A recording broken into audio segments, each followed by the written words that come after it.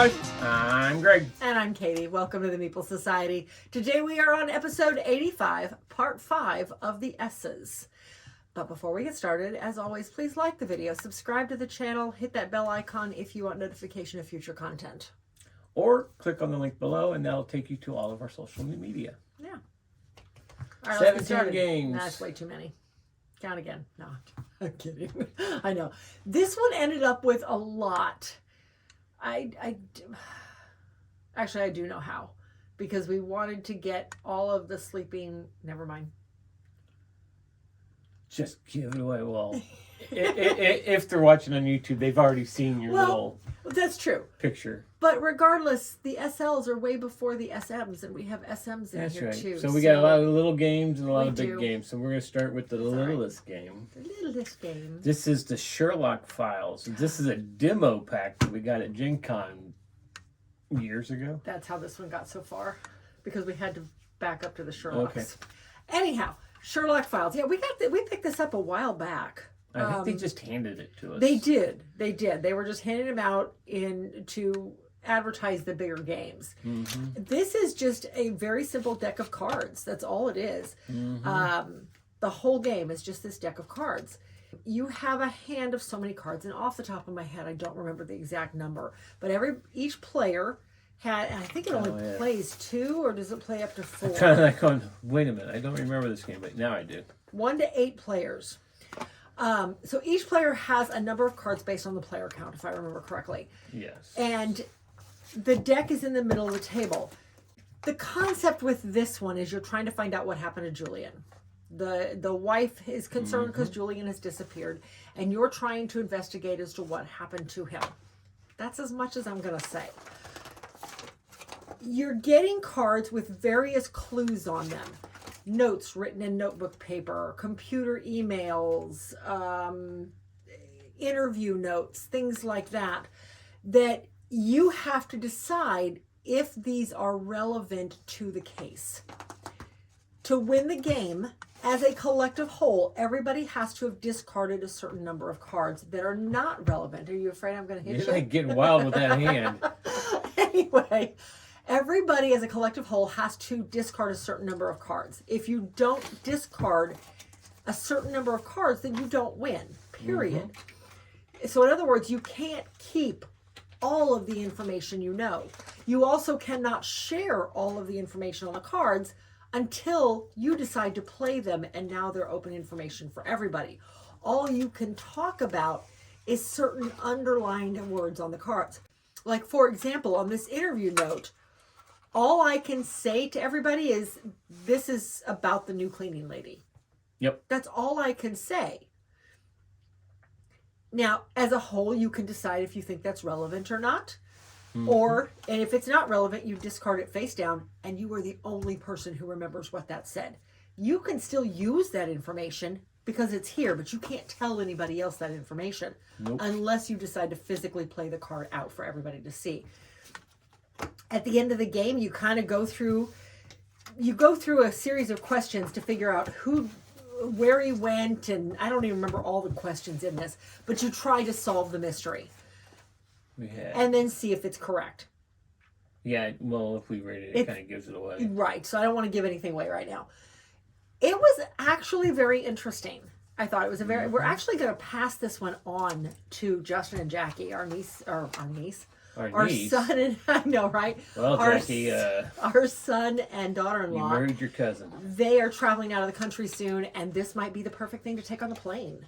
Yeah. Something like that. Yeah, they can play this easily on the plane. That's a long flight. Yeah, it is a very long flight. So, but anyway, yeah, we're going to pass this on and let them explore it and see if they do any better than we did. But that is the Sherlock Files. This is the demo deck. Whereabouts unknown. But yeah, interesting little game. All right. Okay, so we got my Skip Bow, Skip Bow, and Skip Bow. And these play identical. The only difference is the cards. They really do play identical. Mm-hmm. So this one plays exactly like another game we recently played, recently in the F's, named Flinch. It is the exact same concept. Everybody has the possibility of you're not going to play that into a discard pile.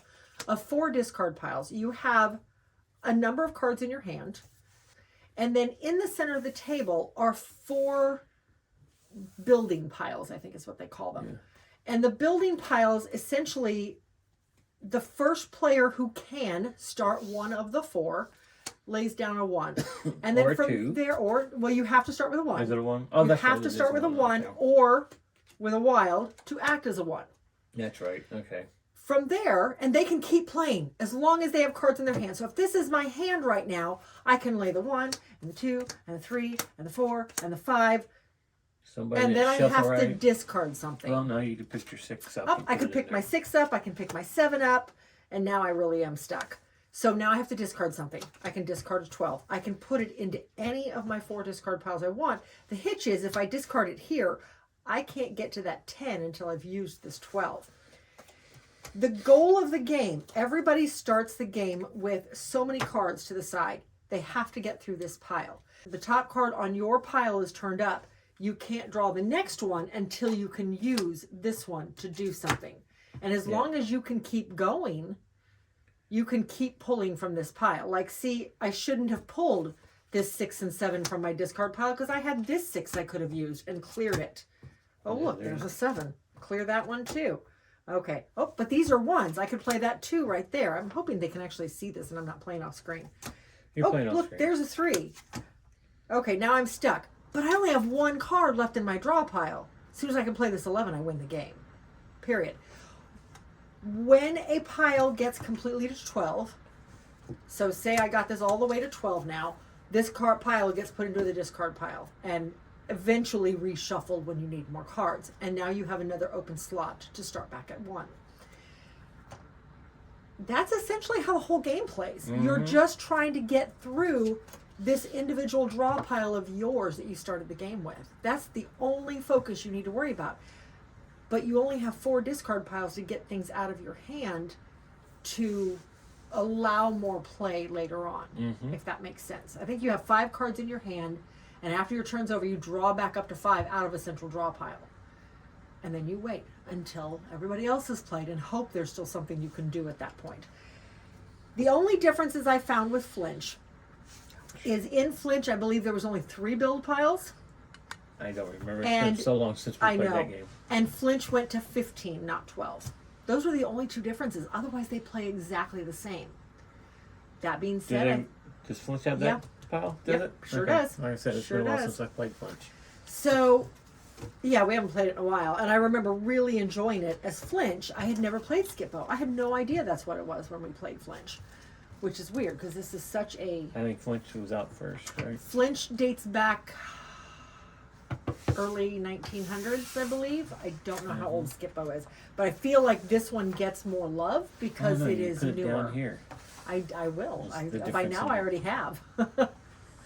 I think we're going to hold on to this one mostly because it is a very popular game. Yeah. It is out there. And like I said, this one's exactly the same, only the cards only go to 10 version, and there's pictures on the cards. Otherwise, it's identical. My first Skip-Bo and Skip-Bo, we're going to let this guy go. We're going to hold on to this one. All right, and that's that. Next, we have our lunch. A lunch? Did you have a lunchbox like that? I did. I did too. I had did. a Scooby-Doo one. I had a Dukes of Hazzard one. Shockers, right? Mine was Scooby-Doo, but my thermos cracked at one time when I dropped it, and I got the lunch, and I didn't have any. The milk went in between the lining. Oh, well, that's better than everywhere else. So when I opened it up at lunch, I didn't have any milk to drink. So I was upset. I got a free milk, though, because the teacher saw it. But then when I got home and Mom opened it up, all of it came out. So it was like a magical thermos all of a sudden. So, yeah. That's what I was afraid you were going to say. That's my memory of lunchboxes like that. So anyway, this is a game, though. This is Slamwich. And the cutest thing about it is this. Yeah, the game. I mean, okay, first of all, my first problem with the game is these cards. They're cute. They're thematic. I get that. Okay. They're stiff. Well, actually, these aren't too bad. The game right cards aren't bad, but they're still hard to shuffle because of the curves. Yep. So the idea with this one, everybody has a stack of cards. So you split the deck based on the number of players. Everybody gets so many. And then one at a time, rather than, it's kind of similar to War, but not, slightly different rules. And rather than everybody playing Kind of at War once. meets Slapjack or something. Basically, yeah. Instead of everybody playing at once, everybody plays their cards one at a time. So I would play a card. Oh, that's a thief. You'd get the whole pile. There are 3 thief cards in here. There is the ants, there's a dog, and there's a cat. And if one of the thief cards comes out, the first person to slap the pile gets the whole pile. Whether you threw the card or not, you get the whole pile if you slap the pile first. There are food cards. Another way to, double decker. I lost this game, can you tell? So double decker simply means that 2 of the same card were thrown back to back. The third way to do this, there's a thief card. You stacked this deck, didn't you? Not. The third way to take cards is to do a Slamwich. Okay, I'll come back to the Slamwich. This is a muncher. They're kind of like thief cards. If the muncher isn't stopped, then whoever threw the muncher gets the whole pile. The only way to stop a muncher, now number 1, I would throw that many cards. The only way to stop a muncher is to throw a double decker or a Slamwich or a thief. Unfortunately, I threw none of those, so he would take the whole pile. A Slamwich, which is the last slapping thing, would be if, right there, if 2 cards were thrown with 1 item in between them, such as this. That's a Slamwich. Again, you catch it, you take the whole pile. It was cute. Mm-hmm. It is not something we're going to hold on to, though. I don't know. It's just, we have so many card games. Oh, shush. We have so many card games. The gimmick is cute. Yes. I will give it that. The gimmick is cute. But I feel like it's too similar to War. Mm-hmm. And War can be played with a standard deck of cards. Yep. So, we're going to go ahead and let this one go. But that is Slamwich by Game Right. Interesting little fast flipping card game for 2 to 6. Can you imagine playing that with 6 players? Anyway, we're going to let it go. Yeah. Next we have Sleeping Queens. I won this one. Yes, because, yeah. All right. Sleeping Queens, I feel like this is a popular game. I feel like I've heard about it before finding it. I have not heard about it, and it's like 2 minutes of my day I never got back. It took more than 2 minutes. It's like 10. Don't tell me that, 'cause that makes it even worse. Okay. So to play Sleeping Queens, you have a series of queens all laid out in the middle of the table, like so. Just whatever. Something along those lines. With split in half, because you have the deck in the middle. From there, everybody gets 5 cards into their hand. 1, 2, 3, 4, 5. And then you put the deck in the middle with room for a discard pile. The idea with this is you're playing out the cards to do various actions. For example, and I'm going to refer to the rules on this because there's quite a few cards. There is the king. The king can awaken a sleeping queen. So you pick any queen on the board and you awaken them. The Rose King. There was a queen. There was something special about the Rose Queen. She got something extra fun. I thought she did. But anyway, especially the Rose Queen, while only worth 5 points, because you actually take them. And they go into your pool here. Yep. She's only worth 5 points, but has the ability to take another queen with her if awakened from the center. If you find the Rose Queen, select another sleeping queen and place them both face up. So because my Hat King awoke my Rose Queen, I get to choose another queen from someplace else. Oh, I got the Cake Queen. Though. I get to select another sleeping queen. There's a sleeping queen. Yeah. Okay. So this one's only worth 5 points too. Your goal is to get to 60 points worth of queens. Mm-hmm. I'm starting off the slow way, but whatever. Some of these are worth 15 points. That's the kings. You're playing 1 card at a time. Then Greg would play a card. There are other cards in here. There's the dragon and the sleeping potion, and there's ways to steal other people's queens. There's ways to take them and put them back to sleep. Oh, that's a rules card. Okay. There's your dragon. Yep, there's the dragon. There's the knight. There's the fairy. That's or the something like wand. that. The wands, yeah. You can defend against a sleeping potion. So that's a defense card to keep you from keep your opponent from putting one of your queens to sleep. And the knight, which you have there, defends It's against the dragon because the and- dragon steals Yes. the other queens. There's the potion. Yep. So all sorts of different ways to do it. So you're playing out cards, interacting with the other players, taking their queens and putting them on your side for the points, or putting them back to sleep. Hopefully you can remember where the big point queens are, because then, ooh, that's a 20-pointer. You might want to steal this one or put it back to sleep and then make sure you can be the one to wake her up. Mm-hmm.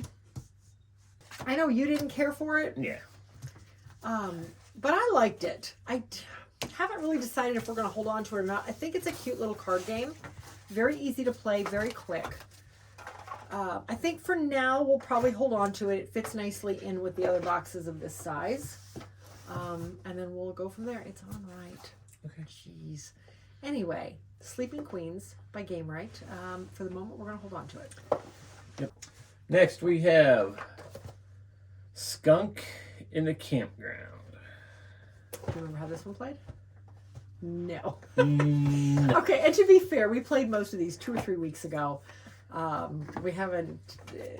This week we just never got anything done. Okay, so how this one plays. There's one skunk card in here. If I can find right there. There's one skunk card in the campground. The way this one plays, you deal. This is another one of those games where you deal out the entire deck between the players, and then each player goes through their hand. I'd like to see this done with small hands, but each player goes through their hand and pulls out pairs. Okay, I have 2 ones. I can lay those down. I have, oh, there's another 2 ones. Now, had I only had 1, there's 4 of each card in this deck. Mm-hmm. Had I only had 1 extra one, I had 3 ones, I can only lay down the 2. The other 1 has to stay in my hand until I can lay it down as a pair. I can't lay down 3. I have to lay down 2 or 4. So you're going through and you're pulling out all of your pairs, and then you're offering your hand to the player to your right or left. I don't remember. But that player is going to pull 1 card out of your hand. And then if it makes a pair with something in their hand, then they're going to pull a card. Okay, that's not the card I wanted to show just yet. Hold on. No, you have to take that card. They're going to pull a card. This does not make a pair with anything else in my hand, so it just goes into my hand. And then Greg would pull from mine, or whoever was the next in line to pull. Then you pulled that card. Hopefully by the time you get to this point. Okay, so say those have all been laid down as pairs. If you pull the skunk, obviously there's no mate for the skunk. The loser of the game is the person who has the skunk. Was there ever a winner? With 2 players, it was pretty simple to see who won, who lost. Yeah. But the idea is not to have the skunk in your hand. The only way to get rid of it is to have somebody take it out of your hand. And the person holding the skunk card loses the game. Okay, so 7 So it players, sucks everybody. only 1 loser. Yeah. That kind of sucks, but okay. Anyway, that's the whole game. You're a loser. I don't like the 1 loser aspect, that's for sure. This is a game we picked up at a national park on one of our road trips. That is the only thing that's making me pause about getting rid of it. It really is the fact we picked this up at a national park. But at the same time, I don't know. The parks got their money. They did. They did. We are probably going to let this one go just because of the simplistic nature. We don't go gear toward 4-year-olds. Mm-hmm. We're trying not to gear that entire collection toward 4-year-olds. And to get the children's collection down, we got to make some hard choices. And this may be one of them. So anyway, Skunk in the Campground, probably leaving the collection. Mm-hmm. All right. Next, we have another Sherlock Holmes game. This is Sherlock Holmes, a Baker Street Irregulars. This is a mystery novel type of game. It is a graphic novel. That's what they deem it as, is a graphic novel. Okay, so we played this the other day on our cooperative Sunday. It was not what I expected at all. It was actually a lot of fun. It was. We ended up. I figured we would play one round with them. There's 4 adventures in this book in the book series. Books. I figured we would play one adventure and move on to something else. Mm-hmm. We ended up playing through 3 of entire the 4. thing. Well, we didn't do the 4th one because the 4th one was, hey, what'd you find on all the maps? Put your clues together and here's your secret Oh, that's code. the final thing. Yeah, we didn't do that one. Yeah. But you have a map that you're starting with, and the map is color-coded with different locations based on the adventure you're on. Like this area here is used for Adventure 2, this is used for Adventure 3, and Adventure 1 was this blue one down here that kind of blends in. So the idea with this is you are picking one character to play. If you are playing solo, you are playing with one character. If you're playing with 2 players, you are only playing with 2 players. You do not use all 4 books. Mm-hmm. All 4 books are different. Mm-hmm. A lot of the panels are the same. Most of the panels have some sort of difference in them. Right. If you play 4-player, everybody takes a book and you go. At the start of the game, it tells you what panel to go to, and you start reading that panel. And each player reads their character if everybody's there. If you're playing solo, you're reading everybody's character, but only your book. Some characters will have special numbers in here, like this one here for Myrtle. On panel 25, it gives me a secret number of 264. That means I get to go look at panel 264, and it will give me some sort of secret clue. If I can get to it. Here we go. Look, Myrtle is wanting to try something. Good idea to pick the lock with a hairpin. You get through the door. Now go to panel 221. So she is able to do that. Anybody else would have had to go a different route. Mm-hmm. Eventually, they give every character an option of getting there. It's just a matter of, if you have Myrtle, it's going to be a little bit faster to get through that door because she picked the lock. It was very interesting. Now, I will say, if you pick this up, and I did very much enjoy it, and I highly recommend it as an adventure activity. Yeah, because we said it's a choose your own adventure. Yeah, it's a choose your own adventure. It plays up to 4. The age. 8 and up. 8 and up, I can see that. I can see that. Because everything, it's comic booky. Yeah. All I can say is make sure you read all the information in each panel. Yes. Because we missed a few on Yes. Adventures 2 and 3, and we made it so much harder for ourselves than it could have been. Mm-hmm. We still did solve them. But, yeah, we could have made it a whole lot easier. So that way you can play it again later. Well, because as you're going, and this is what I found very neat, they're telling you on different panels, if I can find there's a panel that doesn't. Like this panel here gives you all sorts of different numbers on it. If you go this way, you're going to panel 155. If you go this way, you're going to 1686. Through that door is panel 16. Through this door is 193. Through this area is 67. But it also gives you a street sign, so you kind of give an idea where you're at on the map. And you can map it out if yourself. you look at this, there's a manhole there. Mm-hmm. And that manhole cover has a symbol on it, and those symbols reference different things on the maps. So you can put, for this symbol manhole, I can write down panel 76, and on here, I forever know that panel 76 is this corner. This all comes into play in the very last adventure. Don't get too. Yeah, and that's what I thought. That's where I'm going to stop. So I thought it was very interesting. I loved the way it played. It was a lot of conversation, which is exactly what I was hoping for. We actually have a friend that wants to try this, so we are going to pass this on to her and her family.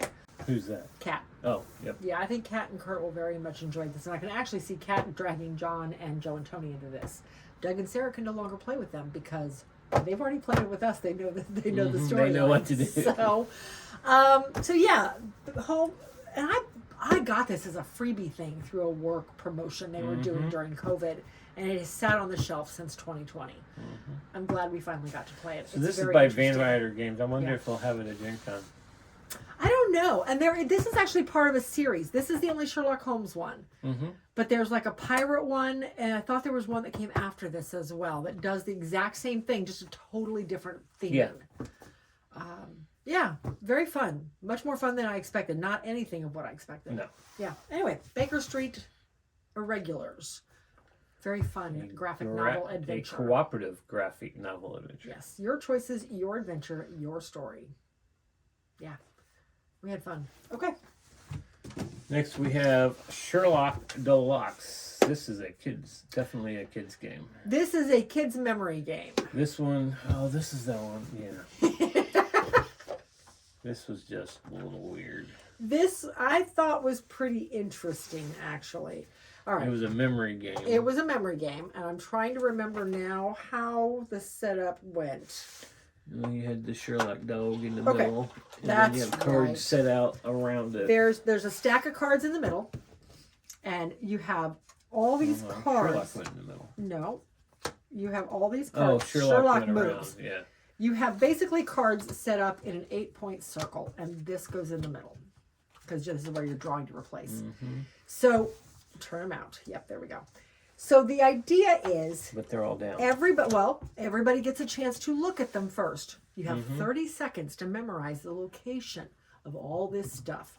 And just for the sake of it, let's pull these up here so you guys can actually maybe see them. Maybe. And then you flip everything over. So now you start on one card. You start wherever Sherlock is. And that card is turned over. You don't get to guess this card. You move the number of spaces in the direction of the arrow, and you have to tell everybody what that card was. I did not look at these. Did you look at them before they all flipped over? I did not look at them. No. So you've moved that many spaces and tell everybody what this card is. And if you're right, you get to keep the card, and the card is replaced. Yeah. Everybody gets a second to look at it, and then it's turned face down. It's a bottle. I don't know. Unfortunately, it wasn't. Okay, so if this was your turn, you would get to keep the bottle, and we would replace it. Since it was my turn, and I did not know what it was, his turn would go one space to the left, and then he'd have to guess what that card is. And the minute he leaves this turns down. Or no, do they stay up? They stay up. Once do stay up. They stay up. You're right. They stay up until a card is replaced, and then everything turns down. Yes, and then it's like if it's a shoe. No, it's a lollipop. It's a lollipop. So that would get turned back over. But if you can manage... No, it stays up. Because if you can manage to land on a card that's already up... Say I don't get any of these. 1, 2, 3. I land on a card that's up. Oh, look, it's a bottle. I get to keep that card. And then this one gets replaced. Right. This one stays face up. All these turn face back down. And this is where we start. And now we go 2. And you got to remember what this card was. And you keep doing this till somebody has 5 cards. I think it was 5 cards, if I remember correctly. 6. It's an interesting little memory game. Yeah. Because we kept ending up on the exact same spot. We kept ending up right here for some reason. I thought it was an interesting game. Yeah. We didn't talk about whether to keep this one or not. I love the packaging. I think it's cute. I love Sherlock. He's big and chunky and easy for small fingers. Keeping any of the Sherlock games. I thought we did originally. The Sherlock games were leaving. Oh yeah, we did maybe. Yep. Because again, it's geared towards small children. I really like this one though. But interesting game. But again, I think it was because in the interest of getting that kids collection down, and we have so many memory games. Yeah. This is an interesting one though. But yeah, that is Sherlock Deluxe, the card game where memory and deduction are elementary. Yeah, very interesting. Okay. But I think it is going to leave now that I think about it. Yeah. Okay. Then we played Slangology with a box lid upside down. This one, when I started reading the rules, I realized it was Balderdash. Yes. We played this with Doug and Mary from Coopula Nerds, who had never played Balderdash, so this was their first adventure into that type of game. The only difference with this was these voting chips. Yes. And that did throw a slight kink to it. Like. So with this one, everybody has their card and everybody has their voting chips. At the start of each turn, whoever the knower is or whoever the person's turn it is gets to choose one side of the card.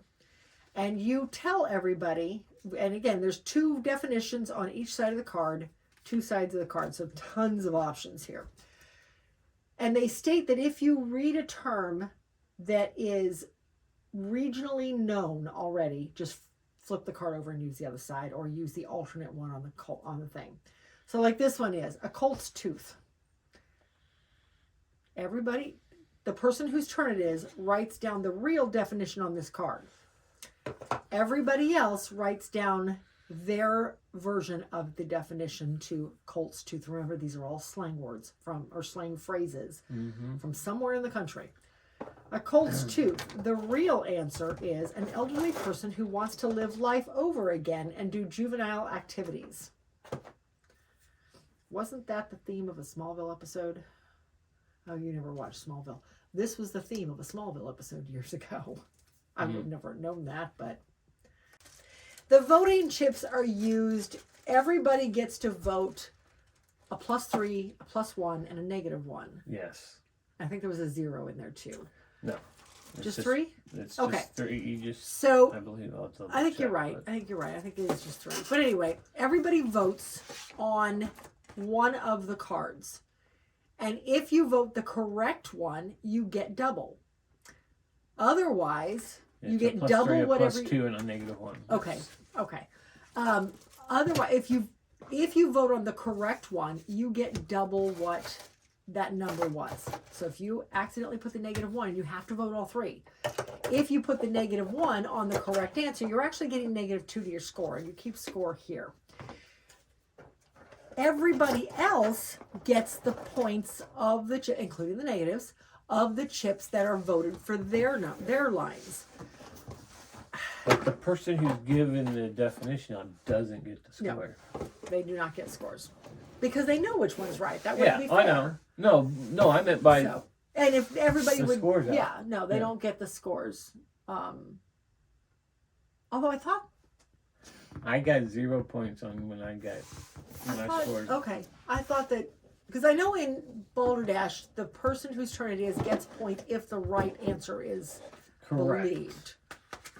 If people vote for the right, I think. But again, it's been so long since I've played Balderdash, I couldn't swear to that. Either way, we're going to let this one go. It is too similar to Balderdash, and Balderdash, I feel, is just much more well-known. Yeah. And to be honest, we've had way more laughs with Balderdash than we ever did with this one, just because of the words are actually... I mean, they're real words. They're not just slang. Right. And some of the definitions we've come up with in that game is just hysterical. Some of these were fun. I will give it that. They were fun. But it's just too similar. So we're going to go ahead and let this one go. Keep Balderdash. Yeah, that is Slangology. The master your slanguage. Okay. We'll leave it at that. Next we got Smiley Face. We've had this for like 8 or 9 years now. Yes. We've played it twice. We've played it twice. So, all right. So the way this one plays, you play in 7 rounds. I believe you play 7 rounds. Something like that. You got round cards right here. 5, 6, 7. Yeah, you play 7 rounds. Each round, 3 different color cards will score. That's it. The 4th one never scores. And this just is determined by these cards are laid out up here, and then whichever one's on bottom is turned down. And you keep your round cards up here so you know which round you're on. And whoever wins the round gets the round card, which in the long run is points. But if you tie, nobody nobody gets that. Right. You get your little emoji stands, but this just identifies who you are, and you tip it over when you've passed, so everybody knows you've passed already. But everybody has a hand of cards, and the cards are in a couple of different fashions. You've got your number cards, which are all one color. Different colors. You've got your blue, and your green, and your yellow, and I didn't pull red, and then you've also got your red card. Oh, there's a red right there, right on top. On your turn, you are playing one card out of your hand. That's it.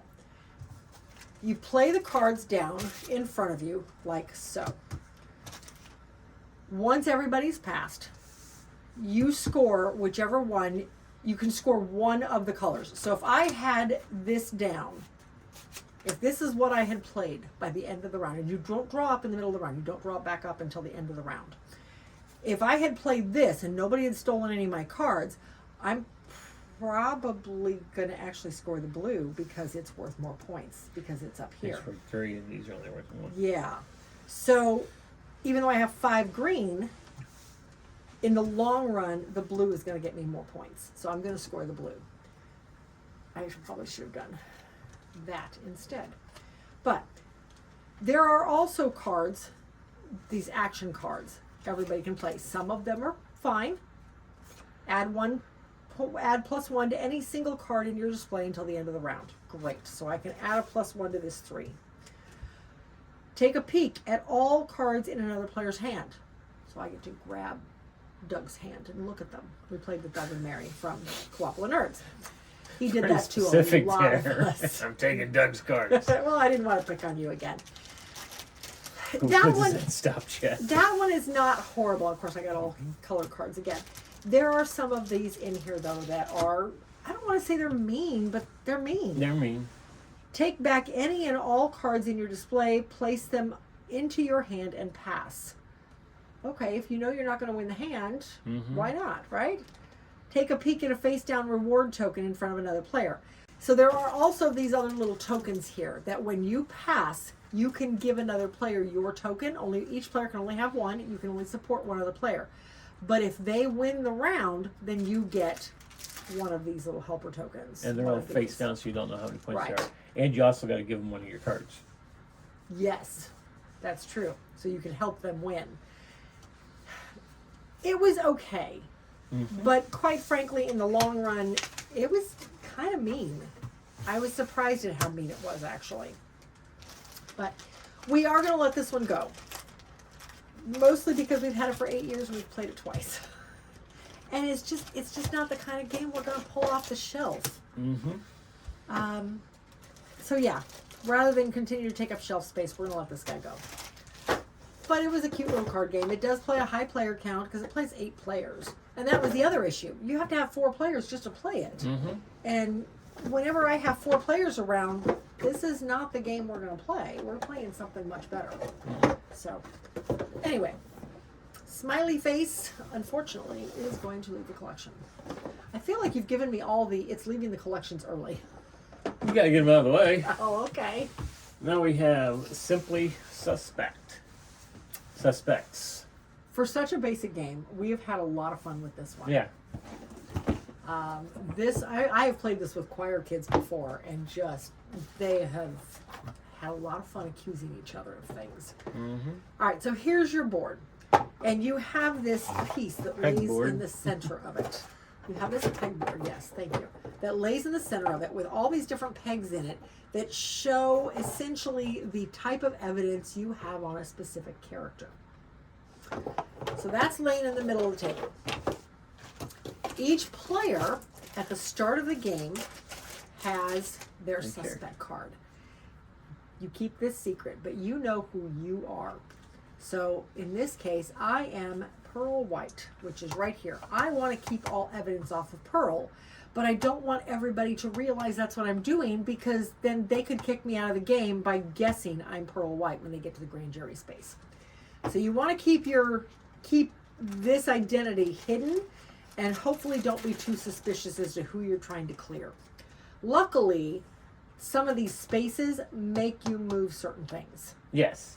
In the game, this is essentially a roll and move game. You have one die, you're moving up to 6 spaces per turn, and you're moving your player character.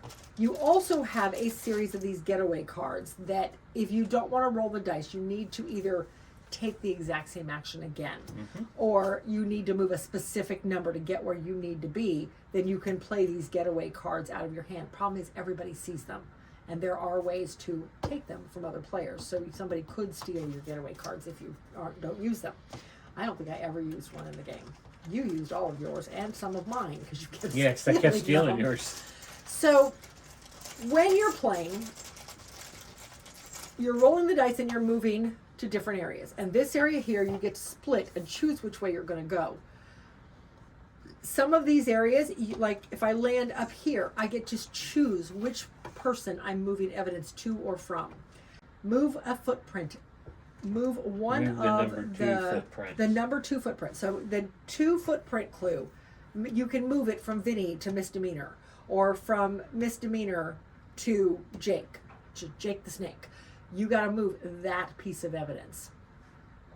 Down here, you get to take your choice, go one direction or the other, and do whatever that spot says. Move any 2 pieces from Pearl White. Move any 2 pieces off of Booker Dano. Trade places with another character. Move forward 6 spaces. Let's put you at the grand jury spot. If you're at the grand jury spot and your character has 2 pieces of evidence, you're out. You can also, while you're there, guess who somebody else is and potentially kick them out. However, if you're wrong, you might be eliminated. So you have to be careful and make sure you're not just accusing people for the fun of it. This is a deduction game with a roll and move cover over it. It sounds hokey. It is hokey, but it's also a lot of fun. Very carefree, no real thinking involved other than trying to figure out who everybody else is. Yeah, I've always enjoyed our plays of this. I put it on correctly. Did you answer that? Okay, time? no, but I saw that head do this number. Anyway, Simply Suspect. We have the follow-up to this, or maybe this was the follow-up to Spy Alley. I think that's something the way like it was. that, yeah. It's coming up. We probably should have played them both in the same game, same video, but that's okay. It's coming. But yeah, we're going to hold on to this one. I like it. Next we have Small World. This is another one we got to play with Doug and Mary the other night. I don't like this one. I do not care for this one.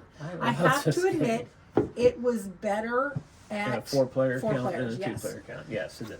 So yeah, you've got your 2 to 4 player, your 2 and 3 player, 4 and 5 player. So depending on the number of players, you're flipping to a very specific board. Yeah. All right, so without a lot of confusion, this one, everybody chooses a race at the beginning of the game. You have 5 races laid out, and each race has I don't even want to call them a qualifier. It's just a bonus piece to it. It is a character with a skill. Okay, it's a skill. The Mounted Trolls. If I were to pick this guy up, I would get 10 of these little troll chips, which basically look like this. I would get 10 of these little troll chips out of the big thing of chips to place out on the board. Because you add up the number on the troll card and you add up the number on their skill. And these rotate. Power is what their it says. Their power skill, yeah. So all of these are 5s. So yeah, okay. So maybe I had the skeletons, the heroic skeletons. I would get 11 skeletons. And each one of these do something slightly different. They've got some symbols on here that you could, they've got actually 4 player aids, 5 player aids. So that's fantastic. Everybody has their own player aid and you can see what all these powers do. Every combination is going to bring new powers and new differences in every single game. The idea is you are putting your chips out across the board. I'm going to use one of the smaller boards. You're putting your chips out across the board and trying to control areas. Very simplistic. There's very little dice rolling involved here. If you can beat the number, you get the area. And it's not even it's an area control game because you get coins based on the areas you control at the end of your turn. At the end of your turn, yes. But at the same time, the areas change so fast. Yes, because people take over those areas. So at the start of your turn, say I had 3 guys in each one of these 3 spaces. I could pick up all but 1 guy, and those other 6 people I just picked up can now be put elsewhere. Now, when the game starts, there is a local tribe, basically. I don't remember exactly what they're called, but there's a local tribe that is in decline. What are they called? The Lost Tribe. The Last Tribe. Okay. I was close. So you can go to those areas as long as you put 2 people there, the Lost Tribe is gone. And you take them out. And you get control of that area now. Some of the races let you put down other tokens. For every token that's on a space, you have to put 1 more of your people down. Mm-hmm. Eventually, you're going to spread yourself so thin because you can't just abandon an area. You can't go, well, I'm just going to pick this guy up so I can put him over here. I think you can, but you now give up that spot. Correct. What's the point in that? So eventually you spread yourself so thin, you have 10 people, you have 9 spots on the board. There's only so much you can do. You have to go into decline. This game plays in 9 or 10 rounds, depending on the player count. I think the higher player counts only play 9. The lower player counts play 10. But you go into decline, and at that point you take what? You get it right. Oh, because I said decline. What did I used to keep saying? You kept saying remission. And I'm like, on those poor people, they're always in remission. Remission's good. Well, yeah. Anyway. But it means there was something wrong with them. That's true. Anyway, at that point, you flip over all of your tokens, because the tokens are 2-sided. There's a colored side, and then there's a black and white side, or a purple and white side. So when you decide to go into decline, you take all of your tokens, you take it down to 1 token per location, and the rest go back into the box, and you flip everybody over. You still get points for all of these, so long as they remain on the board. Yeah. But they become easy cannon fodder for other people to take over the areas, because now there's only 1. However, if I had gone into an area that had this token as well, now it would take 3 to take over that area, because there's 2 pieces of cardboard already there, plus the spot itself. So it's an easy counting system. Right. It's the number of pieces of cardboard on the location plus 1 to take over any area. At the end of the game, the player with the most points wins. You're gaining points throughout the game. You're gaining point chips throughout the game based on the number of areas you control. Simple as that. Yep. And you were saying why you would pick up your guys off of an area. There are, like the humans, they get an extra point for every farm they're by. Oh. So, like, if you're out here not near a farm and it's one of your guys, you just pick him up so you can get those over towards the farm so you get more points. Makes sense. I mean, this last time I admit was fun. This has never been one of my favorite games. No, it hasn't. We actually have... Oh, yes. We actually have 2 copies of this. We have a copy in both collections. Anyway, oh my goodness. What? Anyway, it's going to stick around. Yes. Jeez. Don't trust me? No. Next we have Skyliners. I like this one. I know you didn't care for it on the first play. It's all right. I mean, I liked it a little bit more, about that much more than I did the first time. And I think the first time our biggest problem was we sat across from each other, like we always do. Yeah. And right there in the rule book, it says if you are playing 2-player, do not sit across from each other. Sit next to each other. You have to be looking on the corner sides of each other. Yeah, so you cannot sit across from each other, because then it makes the game more difficult than it needs to be. Yes, it does. My only problem with this game is there's nowhere to store the cards. They do not get, so they're literally just have to be shuffled around the top here in order to make the box close properly. Or you got to take this up and put everything underneath, and I don't want to do that doesn't fit that well either. So this game plays, this is basically a card thing you put together. This game plays directly on the box. With the scoreboard along the outside edge. That's the other thing I don't like about this, is the scoreboard is around the edge of the box, and it uses these little birds that hang. These little seagulls that basically just hang on the side of the box, like so. Now, they do give you 2 extras for each color, so that when one rips, you've at least got replacements. So they're expecting it to rip. Yeah, which I don't like that. I wish they had just, I don't know, done something. Even if it was like one of those clips. Something. Lightly clips, like from Zombicide. Maybe. I think that would eventually tear up the edge of the box. But anyway. All right, so basically what you're doing. At the start of the game, there are, let's pull out a couple colors here. There are a couple of, or a number of neutral things around. And you're pulling cards based on your version of the board, your view of the board. Thank you. That's the word I was looking for. Based on your view of the board, you are pulling. Actually, we need to kind of go this way because of the colors I pulled out. There you go. Based on, yeah, I know, right? Totally wrong. You're pulling colors or putting these out based on your view of the board. On top of that, everybody else gets this location card, and this is where you want the tallest building on the board to be. Nobody knows which corner of the board you're working on, though. So these cards are what shows you, oh, this actually is a, I thought that looked wrong. The center of the board is identified by this park. Nobody can build on it. You can see that. See? Here, we'll do this. There, now you can see it. Okay, so at the start of the game, we're dealing these cards out one by one, depending on the player count, and that determines where the neutral buildings go, and then you start the game. Everybody has a set of cards that shows different columns from their point of view, and the number of buildings that can be seen from that view. Mm-hmm. So, and these are how you're getting your points at the end of the game. Yes. You are, early in the game, you're doing one of two things on your turn. You are either putting a building out anywhere on the board. Doesn't matter where. There's no cards to determine this. You're putting a building out anywhere on the board. Colors can mix. Colors mean nothing at this point.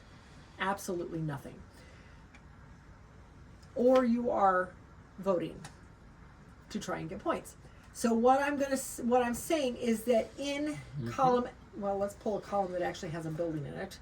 In column E, I'm going to say that at the end of the game, I can see 3 buildings. Right now, from my point of view, I can see 3 buildings. Now the trick is, I have to keep it that way. So if somebody starts building a taller building back here, I need to make sure this guy gets taller so that I continue to see 3 buildings. Yeah. Because otherwise I don't get any points off of this. To score, there's this little card thing set up over here, and you're putting them down. This is sitting like this, and there's another tile on top of this.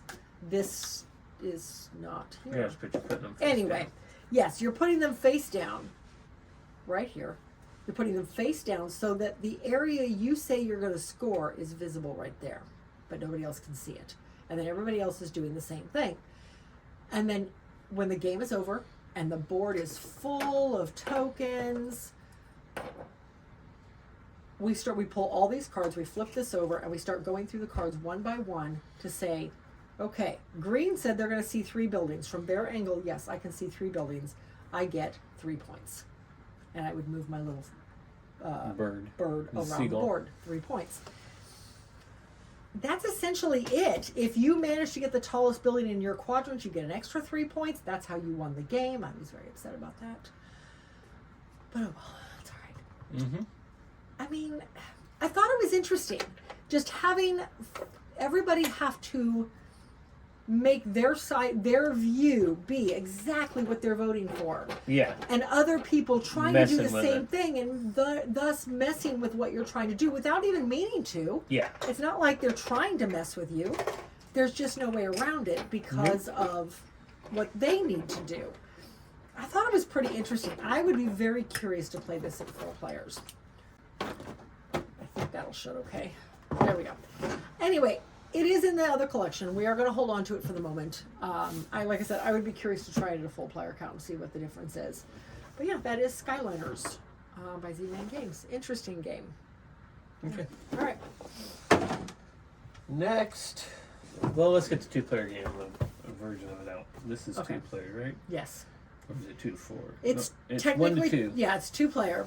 You could play it 4, but Right. it's more to Right. a 2-player. So, a couple of years ago, we were gifted. I was gonna say you might as well pull the big guy out. I'm just pulling all out. Yeah. A couple of years ago, we were gifted Sleeping Gods from our co-host, our former co-host, Mark and Jessica. It was not something we were ever interested in purchasing, but they had somehow ended up with 2 copies, so they gifted this one to us. Mm-hmm. And we have since played a lot of this one. We've played this one. We've played that one. Well, obviously, or we wouldn't be talking about them. And I really enjoy them. Mm-hmm. I was surprised how much I really enjoyed it. So when we started doing Cooperative Sundays, this is one of the games we dug into with Doug and Sarah. The basis of Sleeping Gods is that it is a very open world Yes. based. For a second. I just want to pull out the book to show you. I'm not. Yeah. All right. So this is the adventure book. This is the book that you are taking in this version of the game. You are taking your ship around. That is our notebook. Oh, I have look, a don't note in here remember saying that. use brown journal. I don't remember this with the game. No, that's a book I got from somewhere that we use to keep notes in. That's like, wow, this is a deluxe game. Yeah. So this is the map that you are moving around. And on each player's turn, you have different options of... Upside down. It's her first time, people. Just bear with her. Oh, God. Anyway, you're moving the ship from area to area. And some areas will have possible dangers you have to roll against, or you have to combat against, or you just take the damage, period. Like this one here, if you don't roll a 5 cunning, then somebody gets low morale. They get the thumbs down. Yeah, I think that's the low morale token. But They get a dislike. ultimately, right, ultimately you are going from place to place looking for specific things. As you're going through the map and you are reading through all of the adventures in this book, you are being given various adventure cards and various item cards that tell you things you need to go do, or they give you ideas of places you need to go. Hey, so and so was last seen to the northwest of the big mountain range. They give you keywords. They give you keywords, and depending on keywords, you can go to other places. Yep. But you have the overall map. Now, what they don't tell you originally in the book, and we found this out the hard way, is this bottom section is all an expansion. When we bought the expansion, which we have not even opened yet, we bought the expansion. I sent Doug and Sarah a picture going, hey, we found the rest of the map. So, but as you're going, you can kind of keep track of what you've always done. This is meant to have notes put on it. Meanwhile, you're keeping track of various things here from game to game, because you're technically playing through a few games. Mm-hmm. All 3 of these play very similar. All 3 of them, you are going to be doing various... well, in this one, you're doing ship actions. This one didn't have ship actions. It's the this is a boat. smaller boat. Yeah, it's a smaller boat. Okay, so this was the first one. The biggest problem with this one people found was that there were 8 characters, 9 people. If you were playing solo, you had 9 people you had to keep track Yeah, of. because you had to take all of them. And you could, you had to take everybody. And everybody had that's different like skills. These two as well. You gotta Right. take everybody. But they narrowed the number of players down. Mm-hmm. Which makes it a little easier. Now, we didn't have a problem with 4 players. We each took 2. We were good. But I could see when you're playing just a 2-player game or as a solo game, that could be a lot to keep track of. Anyway, long and short of it is it's a choose-your-own adventure, open world, sandbox type of game. You go from place to place, and it's totally up to the party as to where you're going. And you can choose to do the adventures there. Once you're in the adventures, it gives you options like, okay, you have a choice of fighting, or you can return to the ship, or you can talk to this person, or you can go do this instead. Hey, I don't trust this guy, so I'm going to do this instead. Or you can just return to the ship. And if you return to the ship, that ends the action. Yeah, and some of these, if you have the keyword that you got off of the card, you got to do something different. Right, because it assumes that you're there for a reason, or Right. you've got what you need to complete that section. Yes. So I thought, it's very interesting. That is this one. This one, again, this was the original. So this one is specifically 1 to 2 player. It, again, has the storybook, much smaller story. Yeah, I found it on the floor. I just threw it in the box because I figured I'd have to get to it later. Same type of thing, only the book this time is very small, and a lot of the monsters, which I did not even go into in this one, you have combat. When you end up in combat, and this goes on all 3 of these, it works the same way. In this one, the combat is 100% cards. In this one, it's 50-50. This one, I don't think it's even 50-50. I think it's all, nope. Does this have monster cards?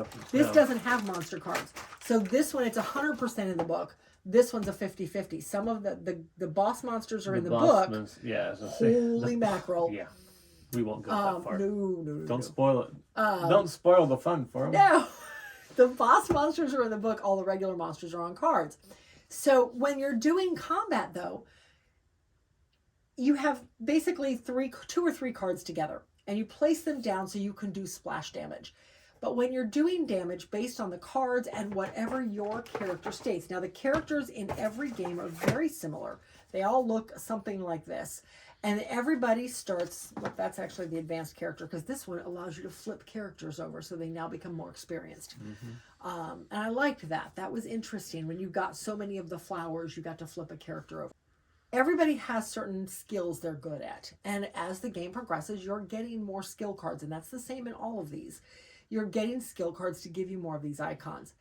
Everything in the game is based on these icons and the flip of a card or the roll of a dice to see if you can meet or exceed the number required to match the skill test. Combat is no different. Some of the combat weapons use specific skills. Others are just brute strength. Some of them are just plain old damage. And you're putting damage icons out. The hearts have to have a very specific number on them. The rest are all considered 1 point. And while you want to take out the hearts because that's their health and that's how you kill the monster, at the same time, if you don't 100% take them out, when it's their turn, they're doing even more damage. They're giving you poison. They're adding more strength because they're gaining more willpower off of being damaged. Just different things that the monsters... You have to be very diligent about where you're putting down that damage. You can't just automatically go for the hearts or you're going to end up poisoned. And that's not good. And you can splash from one to the other. So you get a roll of 5 damage. Great. Here's 2, 3, 4, and maybe you go over here and take out this guy's poison marker. But because this is 3. Will attack you. Only the one you originally attacked. Right. That's yeah. right. At the end of the combat phase, or at the end of your turn, they immediately retaliate against the player who just hit them. And it's based on this number here plus how many ever of these power markers are up here. This one starts with 2, this guy starts with 4, this guy starts with 2. But every time it's their turn, if that's not been covered, they gain 2 more. So they just keep getting stronger. But again, same thing on this one. When you're adventuring, you're going up certain areas, you can decide which area you're going. You have the overall map, so you can kind of see a general idea of where you want to try to go. We played this one when we got to the S's. Now, this one we played a long time ago. This one we played when we got to the S's, and I thoroughly enjoyed it. That being said, we lost.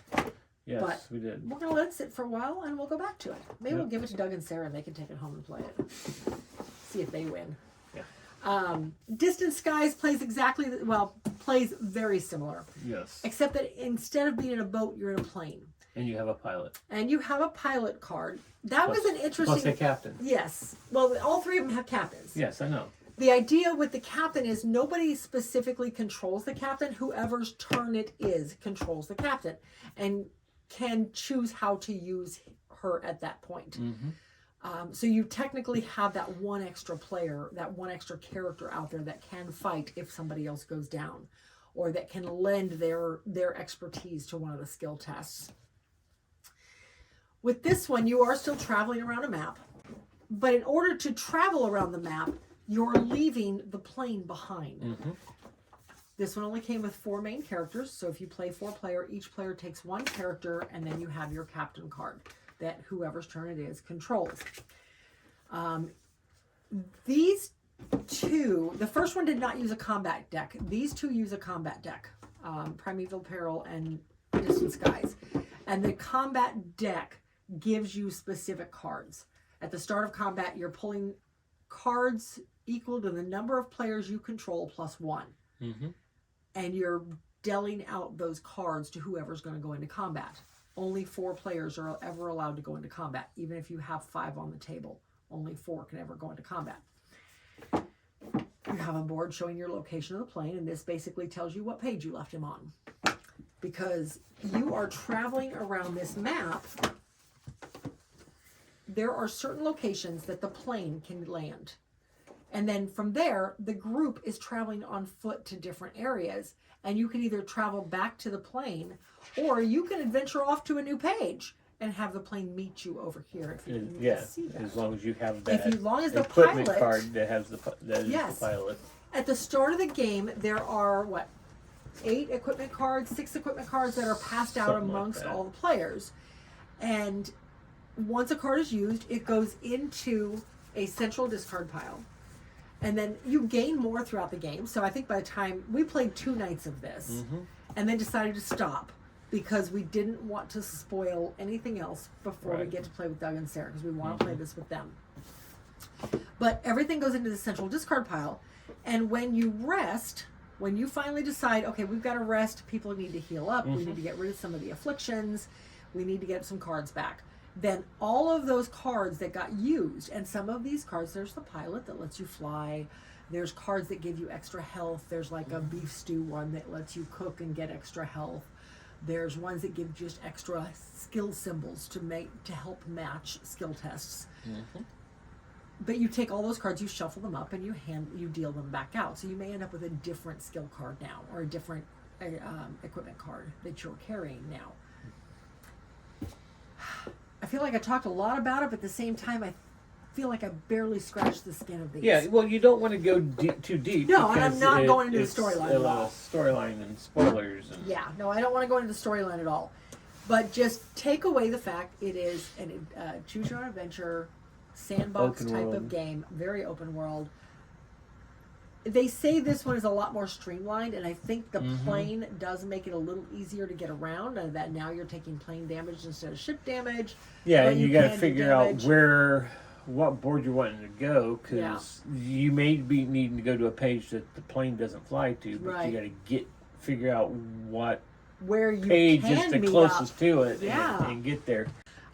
It's a good one. The artwork is beautiful. We've really enjoyed every play of it so far. I'm looking forward to really delving into this one some more and maybe forgetting the solution in this one, replaying it. Anyway. Okay, so that is Sleeping Gods. And all right, next. And the last one is Skyrise. Yes, it's a thin box. It is the retail version. It's not the big, cool looking board. No, we know people who have it on board. Haven't gotten to play on it. And it's still in the shrink. It is. They'll get to it sometime in like 3 or 4 years in their video listings. All right, so Skyrise. This is not my favorite game. I'm okay with it. You won it. I did win this last one by beat me some pretty miracle. bad. I did not beat you horribly. By like 10 points. I think it was more than that. I don't think so. All right, so here's your board. Gorgeous, huh? It gets covered up. It does. The whole board gets covered. So, depending on player count, you put out these extra burrows that take up the board, and you can put them in any configuration. They can be next to each other. They can be across from each other. It absolutely does not matter for the sake of gameplay. So you put out the burrows, depending on player count. You put out 1 for each player, and I'll put these over here so you can actually see them on the camera. Spread across the board are all these little bitty chips, upside down so you can't see what they are. Or no, you see what they are because they're double-sided. Yes, Never you mind. see what they are. So you can see a couple of different things. You can see that they are for a specific letter. The letters correspond up here with different patrons that you might have points for. The biggest thing you're looking for, though, is the different colors, because these colors correspond with the boroughs in the neighborhoods as well as your board. And when you pick up one of these little, like this yellow chip, it's going to go right here. And that's going to determine how many points you get for every one of those boroughs you have built in. So you want to get chips that match the boroughs you're building in. So everybody has a stack of these buildings. And of course I grabbed 2 from the second round. Some are labeled for the second round with this little dot. I'm losing them. There we go. And some are not. So you have only so many you can use in each round of the game. There's 2 rounds. Everybody can see exactly what numbers you have because you have them face up. And you are essentially bidding. With that number. You have to start in the center. Whoever goes first bids, okay, I'm going to play a 13.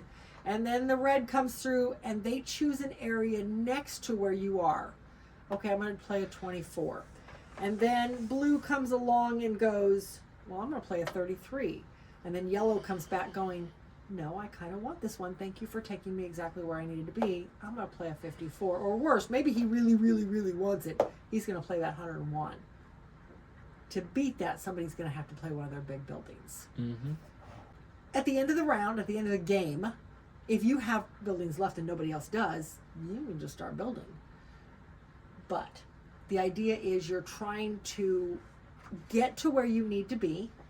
Yep. And claim the areas that are most advantageous to you. Once that everybody's passed, the buildings have been built, the building that won the round, won the turn, flips over, it can no longer be used, everybody else takes their stuff back. Mm-hmm. And those now go back into their supply and can be reused. Yeah. Bids always start either in the center or next to a building, whether it's your building or another person's building. Yeah. You can start near a building or in the center. Right.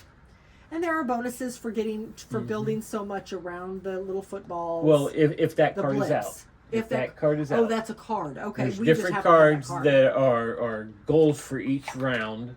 Or Okay. for each era, basically, because there's the first era and the second era, and they Okay. score at the end of each era, and there's enough of them, and one of them is for having buildings around the blimps. Right. Others are having the most buildings in one area, and so on, and everybody also gets a single card that's going to say, hey, you score if you have the most, or you score a certain amount of points if, like, say, you have for all your yellow buildings. So that's going to give you a goal that you're going to work forward to. Right. So by the end of the game, you've got this beautiful looking board. I will give it that. It looks really cool by the end of the game. And the upgraded one is even better looking. Yeah, it's 3D. It's really neat looking. Mm-hmm. Now everybody's pieces too, everybody's colored. Nobody has the same number. No, the numbers They're all never repeat. different. You never repeat a number.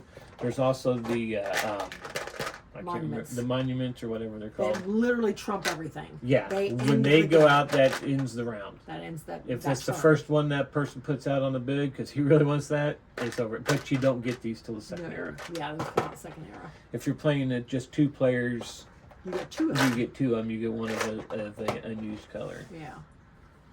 It's an interesting game. Mm-hmm. I have to admit, this last time we played, I think I started to understand the strategy of it a little more. Mm-hmm.